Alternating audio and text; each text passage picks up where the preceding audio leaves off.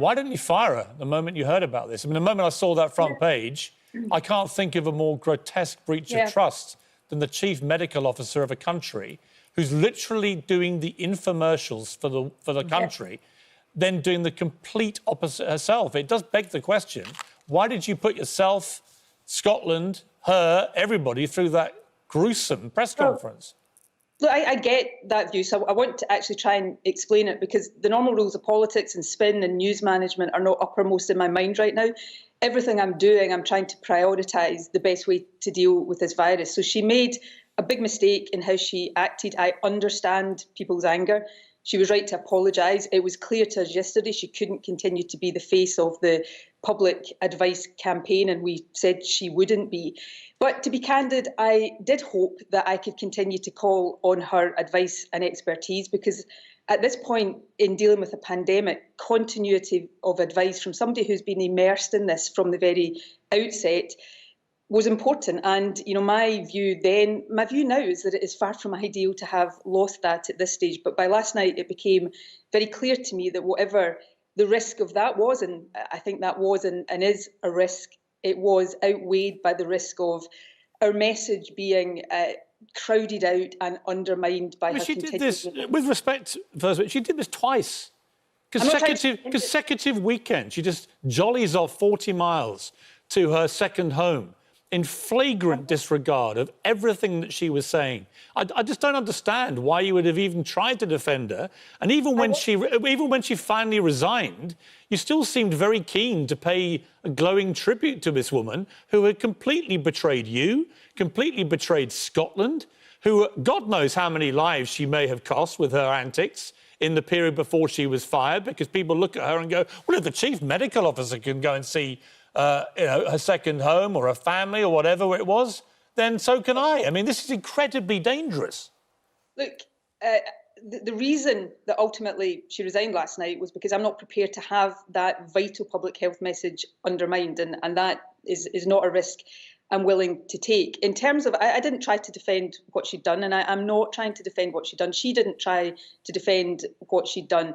I thought yesterday that it was important to continue with the continuity of advice that she gives me, given, you know, the speed at which we're having to take decisions and the magnitude of the decisions we're taking to change the person who has been so central to that. And notwithstanding her mistake, and I'm not defending that, I also know how hard she has worked over the weeks since this outbreak began. You know what? I don't want to hear it, with respect, honestly, to you, and I have great respect for you. I don't blame you for this, because no one's we all assume you didn't know anything about this, and I take your word for that. But honestly, continuing to tell me what a great hard worker she was, the damage she's done is potentially incalculable. We don't know what damage she's done with her behaviour by flying completely against exactly what she was telling people to do. She is the chief, or she was the chief medical officer.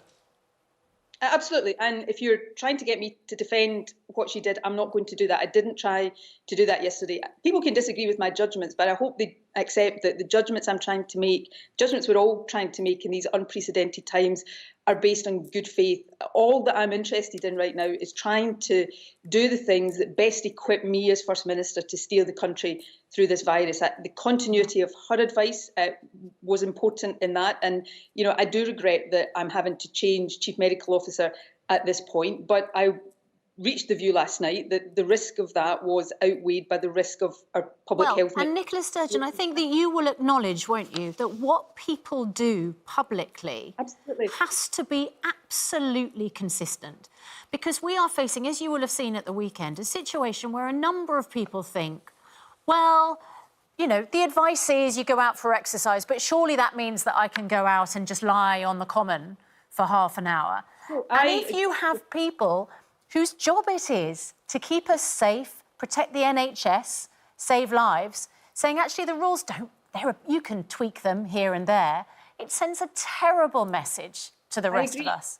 I agree, and ultimately that's why she's no longer in office this morning, because that was a risk to the clarity of that message, and that message is so important. You know, there's not a day has passed in the last however many weeks it is now that I've not given that message very clearly, and I want to be able to give that message with crystal clarity that people should be following the advice to stay at home, because that is the best way to help us slow the spread. Do you wish with hindsight you'd fired her the moment you knew what she'd done and she admitted it.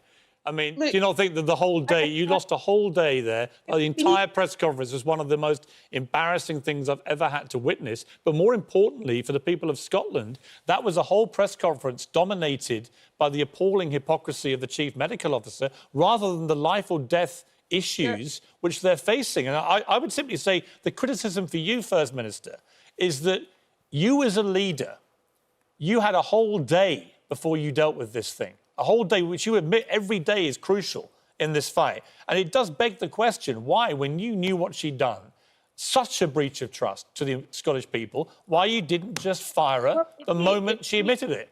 It may have been easier for me to have done that. All I can do is set out the good faith in which I'm trying to take the judgments that I am taking, not just on this, but on a whole range of things. Nobody was defending what she did. The clarity of that message is absolutely vital.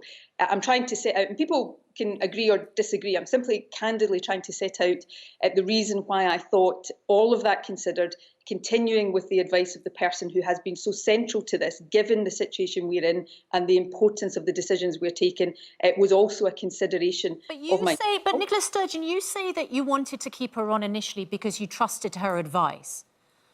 But if her advice involves going to her second home, how can you trust her? Look, her advice to me throughout of this has been good, high-quality advice. Now, that doesn't excuse... But how can it be good, high-quality advice if she's doing precisely the opposite of what we're all supposed to be doing? Because I think there will be people thinking, is it OK to go to my second home? She's the Chief Medical Officer of Scotland, not just the message, but the actual fact. Yeah. Is it OK to go to a second home? Because if we're being told to stay at home, actually, is that an exemption? No, it's not OK. And I said yesterday, it's not OK. And there isn't one rule for her and another rule for somebody else. I know how hard the advice that we're giving to people is right now. I know how hard it is on a whole range of fronts. And I don't want anything to undermine that, which is why, ultimately, I took the view that she had to leave office. I'm trying to do the best to equip us to deal with this virus. I think anybody taking a step back from this can also, I hope, understand, whether they agree with it or not, that for somebody in my position, changing Chief Medical Officer at this point is not ideal either. So I regret, and I'm very sorry that this situation has arisen. I can't stress that enough. Can we have your word that if any other members of your government who are involved in this fight, if they do a similar thing, if they go and trot off to their second home, will you be firing them immediately, or will you have a whole day of trying to hang on to them? Look, I don't expect anybody in my government to not follow the advice that's been given. That advice has been given for the best of reasons. It's really tough advice, but it is vital that people follow it. That is the advice that means that we get the best chance of slowing the virus, protecting the NHS and saving lives. I deeply regret this situation. I'm trying to do the best thing to lead the country through this and making the best judgments I can, and I will continue to do that. My sole focus right now is on doing the best to get the country through this.